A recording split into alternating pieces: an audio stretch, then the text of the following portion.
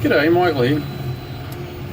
I've done the modification of the hot ends of all, well actually 3 printers, not all 4, which has overcome the blockage problems, and also I'm just seeming to get a very consistent result. Now this print's been done for speed, not for beauty.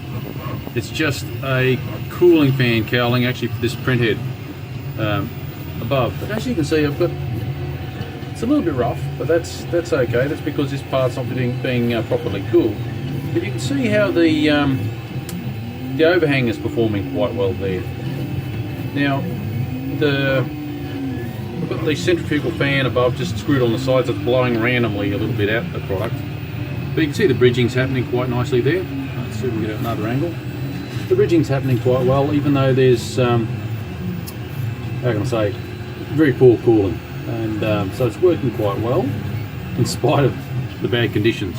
But my main thing is I've converted this to a Bowden, and the system where I've changed everything, so I'll just turn off the light for a second. Make it back. Where I've got the 4mm OD Teflon tube going right through everything, right to the actual brass tip.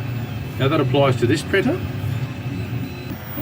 And the Black Widow here, I've got a direct feeder, but I've got the, well, inside the, or basically the path for the filament, I've got from the motor through to the brass tip is one piece of a 4mm OD Teflon tube. Now this is wood filament, and this is in fact the filament that I tried to use about 4 months ago that gave me trouble in the first place with this print head as it was.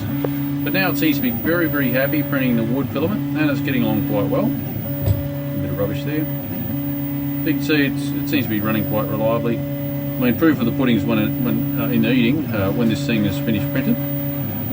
Let's have a look at the other delta.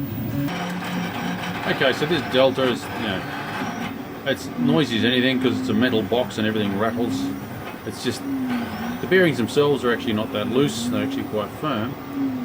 But I seem to be getting bearing noises, as in the vertical noises and the pulsing rattles in this metal frame. It's quite a noisy printer.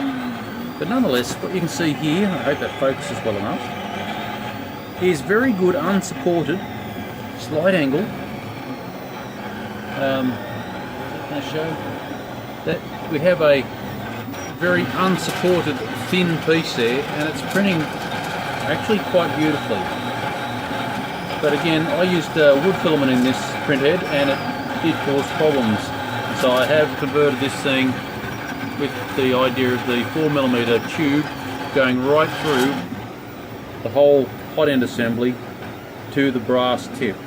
So there are no interfaces anywhere else other than the brass tip to the Teflon, and from there on up it's all one single piece, no other junctions, all the way up to the filament feeder, and that applies to all the printers now. I'm happy as anything. I don't think I've gone through a kilo yet since I've done the modification, but I've only done the modification, well, the last one was done on this machine today, and this is basically the first print coming out of this machine since I've changed the head. Yeah, I probably would not have done a kilo yet. It's probably more like about 600 or 700 grams. Well, I guess that's it. I might actually generate a drawing somewhere down the track and show what I've actually done. But it's a very simple procedure. I don't think I'll assemble any more printers without doing this particular trick to the hot ends. They're fairly, it's a fairly simple fix to really give a trouble-free print head. Well, I guess that's it. Feel free to like, share, subscribe, ask a question, leave a comment. Bye for now.